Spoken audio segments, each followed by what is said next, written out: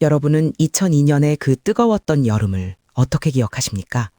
온 나라가 붉은 티셔츠를 입고 광장으로 쏟아져 나와 대한민국을 외치던 그 환희의 순간들 말이죠. 하지만 9살 준혁에게 그의 여름은 붉은 열광이 아닌 붉은 멍자국으로 기억됩니다. 집 밖의 세상은 축제로 들썩였지만 굳게 닫힌 준혁의 집 대문 안쪽은 비린 술 냄새와 어머니의 억눌린 신음이 가득한 지옥이었습니다. 아버지는 술에 취하면 늘 수건을 물에 적셨습니다. 살에 닿는 타격음은 둔탁했지만 피부 깊숙이 새겨지는 고통은 그 어떤 매질보다 잔인했습니다. 준혁은 이불을 머리끝까지 뒤집어 쓴 채 밖에서 들려오는 응원 소리가 어머니의 비명을 덮어주기만을 간절히 기도했습니다. 어머니 영숙은 왜 이 지옥을 견뎌야 했을까요? 시작은 35년 전으로 거슬러 올라갑니다. 당시 23살에 순진했던 영숙은 촉망받는 건축 설계사라는 만석의 말에 속아 결혼했습니다.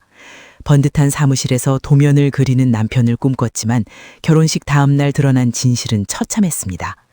만석은 설계는커녕 일정한 직업조차 없는 무능한 알코올 의존증 환자였죠. 사기 결혼이었습니다. 하지만 영숙은 발을 뺄 수 없었습니다.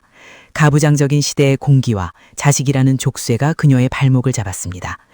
만석은 자신의 무능함을 술로 달랬고 그 술기운은 늘 폭력이라는 이름의 화살이 되어 영숙의 가슴에 박혔습니다. 야, 강영숙.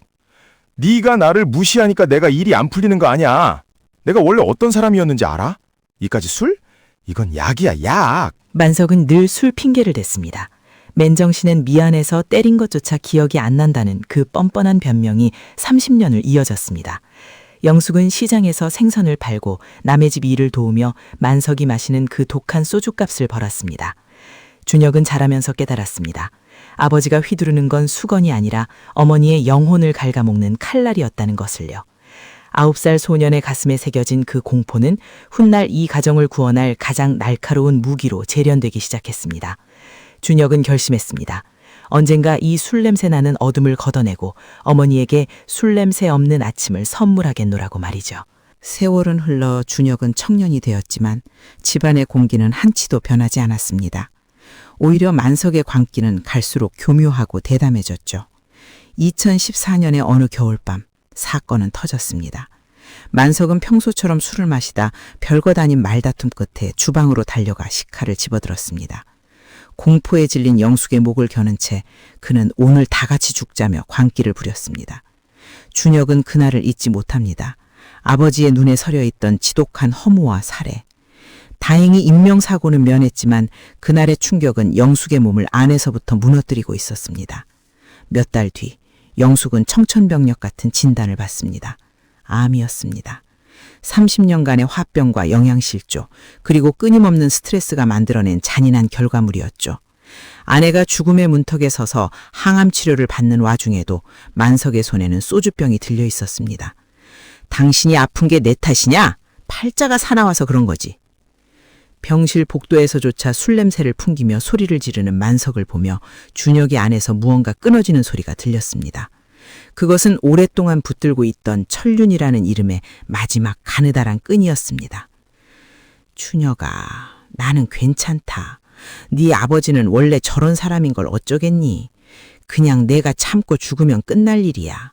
너희라도 편하게 살아라. 어머니의 그 힘없는 말이 준혁의 심장에 불을 질렀습니다. 왜 엄마가 참아야 해요? 왜 엄마가 죽어야 끝나요? 준혁은 이제 더 이상 울기만 하던 9살 소년이 아니었습니다. 그는 외가 식구들을 하나둘 찾아가기 시작했습니다. 수십 년간 동생의 눈물에 가슴 아파하던 삼촌들, 딸의 인생을 망친 사위에게 분노하던 외할아버지. 준혁은 그들을 증인으로 세우고 과거 만석이 부쉈던 가구들의 사진, 어머니가 병원 응급실을 찾았던 기록들을 하나씩 수집해 나갔습니다. 치밀한 계획이 시작되었습니다. 준혁은 집안 곳곳에 보이지 않는 눈을 설치했습니다. 아버지의 폭언을 담을 녹음기, 폭행 장면을 포착할 소형 카메라. 이것은 불효가 아니었습니다. 죽어가는 어머니를 살리기 위한 유일한 수술이었습니다. 암투병 중인 어머니가 항암 주사보다 더 고통스러워하는 것이 아버지의 술주정이라는 사실을 준혁은 법 앞에 증명하기로 했습니다. 35년치 사기 결혼의 전말과 30년치 폭력의 기록이 준혁의 노트북 안에 차곡차곡 쌓여갔습니다.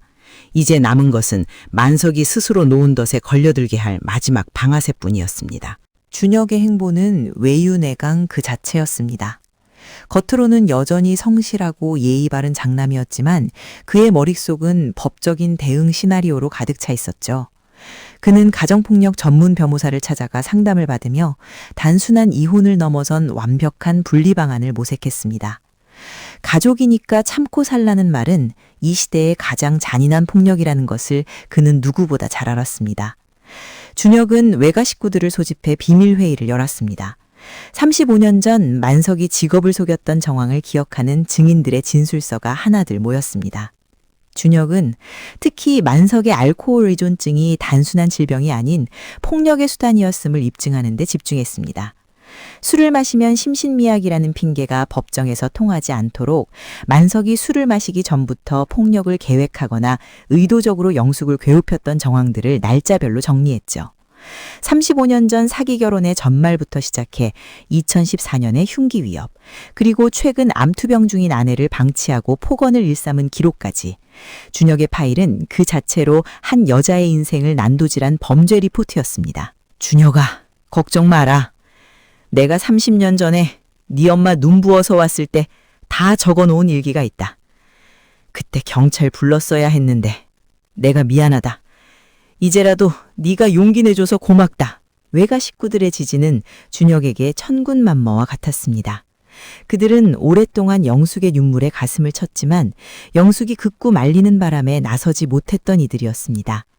준혁은 이제 더 이상 어머니를 숨기지 않기로 했습니다. 오히려 어머니를 전면에 내세워 그녀가 입은 피해를 세상이 똑똑히 보게 할 작정이었죠. 가족이니까 용서하라는 세상의 오지랖에 맞서 준혁은 가족이기에 더 엄격히 처벌받아야 한다는 논리를 세웠습니다. 준혁은 어머니 영숙에게 조용히 말했습니다. 엄마, 이제 무서워하지 마세요. 엄마 뒤엔 내가 있고 우리 외가 식구들이 다 있어요. 저 사람이 다시는 엄마 근처에 오지 못하게 할게요.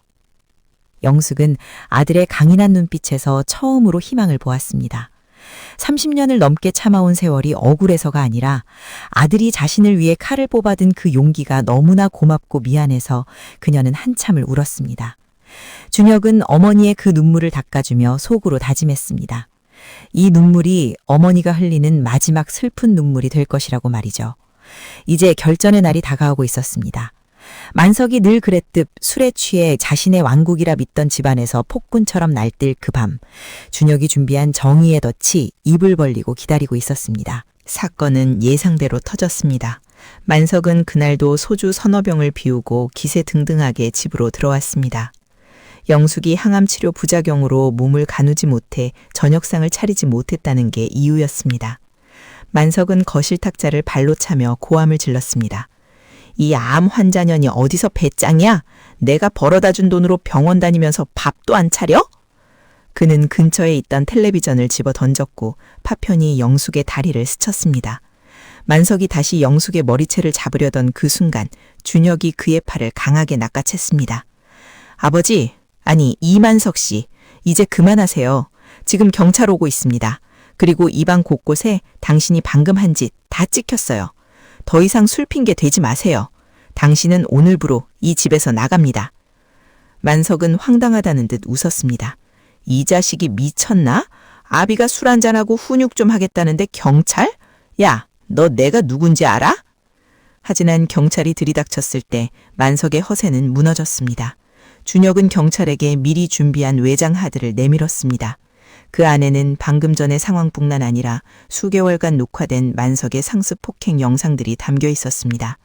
만석이 늘 쓰던 기억이 안 난다는 수법은 현행범 체포 앞에서는 아무런 힘이 없었습니다. 현장에 출동한 경찰들조차 영상 속의 잔혹함에 혀를 내둘렀습니다. 이만석 씨, 재물손괴 및 가정폭력 혐의로 긴급 체포합니다. 변호인을 선임할 권리가 있고 따라오세요. 만석이 수갑을 찬 채 끌려가며 비명을 질렀습니다. 준혁아, 네가 어떻게 나한테 이래? 내가 너를 어떻게 키웠는데? 준혁은 그 비명에 눈 하나 깜짝하지 않았습니다. 오히려 그는 품 안에서 두꺼운 서류 봉투를 꺼내 경찰에게 전달했습니다. 35년 전에 사기 결혼 증거부터 시작된 이만석이라는 남자의 범죄 일지였습니다. 준혁은 어머니를 업고 곧장 미리 예약해둔 요양병원으로 향했습니다. 엄마, 이제 다 끝났어요. 저 사람 다시는 못 봐요. 경찰차의 파란 불빛이 멀어지는 것을 보며 준혁은 9살 소년 시절부터 품어왔던 그 무거운 돌덩이를 비로소 내려놓았습니다. 이것은 시작일 뿐이었습니다. 준혁은 곧바로 접근금지 가처분 신청과 이혼 소송 그리고 형사고소를 동시에 진행했습니다. 만석은 유치장 안에서도 술 깨면 사과하면 된다고 믿었겠지만 준혁이 준비한 법의 칼날은 만석이 생각하는 것보다 훨씬 더 예리하고 깊었습니다. 법정의 문이 열리기도 전에 만석은 이미 자신이 쌓아온 술 냄새 나는 제국이 무너졌음을 직감해야 했습니다. 장남 준혁이 세운 정의의 성벽은 폭군 만석이 넘기에는 너무나 높고 단단했습니다. 드디어 법정의 날입니다. 만석은 수의를 입고 피고인석에 앉았습니다. 그는 여전히 억울한 표정으로 가족을 위해 희생하며 살았다고 항변했습니다. 하지만 준혁이 제출한 증거들, 35년 전의 가짜 졸업장과 경력 증명서, 수십 장의 응급실 진단서, 그리고 만석이 술 취해 내가 너 죽이고 감옥 가겠다고 소리친 녹취 파일 앞에서 판사의 얼굴은 굳어졌습니다. 특히 외가 식구들이 줄지어 증인석에 앉아 30년의 세월을 증언할 때 법정 안은 숙연함마저 감돌았습니다. 피고 이만석은 혼인생활 내내 기망행위와 상습적인 폭력으로 피해자에게 회복할 수 없는 고통을 주었으며 특히 투병 중인 아내를 방치한 행위는 죄질이 매우 불량하다. 이에 징역 2년 실형을 선고하며 피해자에 대한 접근 금지를 명령한다. 실형 선고. 30년의 지옥이 단 몇 분 만에 법의 이름으로 심판받았습니다. 만석은 믿을 수 없다는 듯 바닥에 주저앉았지만 교도관들의 손에 이끌려 조용히 퇴장했습니다. 준혁은 법정을 나오며 어머니를 꼭 안았습니다. 영숙은 참아왔던 눈물을 터뜨렸습니다. 그것은 서러움의 눈물이 아니라 30년 만에 처음으로 나로 살 수 있다는 해방의 눈물이었습니다. 준혁은 어머니에게 조용히 속삭였습니다. 엄마, 이제 자식 뒤에 숨어서 편히 쉬세요. 우리가 이겼어요. 이제 엄마 세상이에요. 이제 영숙의 집에는 더 이상 비릿한 소주 냄새가 나지 않습니다. 대신 준혁이 사온 싱싱한 꽃향기와 따뜻한 밥 냄새가 가득하죠. 영숙은 항암 치료의 힘든 과정을 이겨내고 조금씩 건강을 회복하고 있습니다. 아침마다 눈을 뜰 때 누군가에게 맞을까봐 두려워하지 않아도 되는 이 평범한 기적이 그녀에게는 매일이 축제입니다. 준혁은 그런 어머니를 보며 비로소 자신의 9살 상처를 치유합니다. 폭력은 대물림되는 것이 아니라 누군가의 용기에 의해 끊어지는 것임을 그는 온몸으로 증명해냈습니다. 엄마, 오늘 날씨 정말 좋네요. 치료 끝나고 우리 외가 식구들이랑 다 같이 여행 가요. 이제 엄마 하고 싶은 거 다 하고 살아요. 가족이라는 이름으로 용서받을 수 있는 폭력은 없습니다. 침묵을 깬 장남 준혁의 용기가 어머니의 마지막 생을 지키는 가장 큰 방패가 되었습니다. 만석은 차가운 감옥에서 홀로 고립된 채 자신의 삶을 마감하겠지만 영숙과 준혁은 이제 서로의 손을 잡고 찬란한 태양 아래로 걸어나갑니다. 술 냄새 없는 평화로운 아침. 그것은 이들이 30년을 버텨낸 끝에 쟁취한 가장 위대한 승리였습니다. 우리는 더 이상 피해자가 아닙니다. 우리는 스스로를 구원한 승리자입니다. 가족이니까 참아야 한다는 말은 때로 가해자의 가장 강력한 무기가 됩니다. 하지만 준혁 씨는 증명했습니다. 진정한 천류는 파괴를 묵인하는 것이 아니라 고통받는 생명을 지켜내는 용기라는 것을 말입니다. 황혼 별 해는 밤, 오늘의 사연은 여기까지입니다.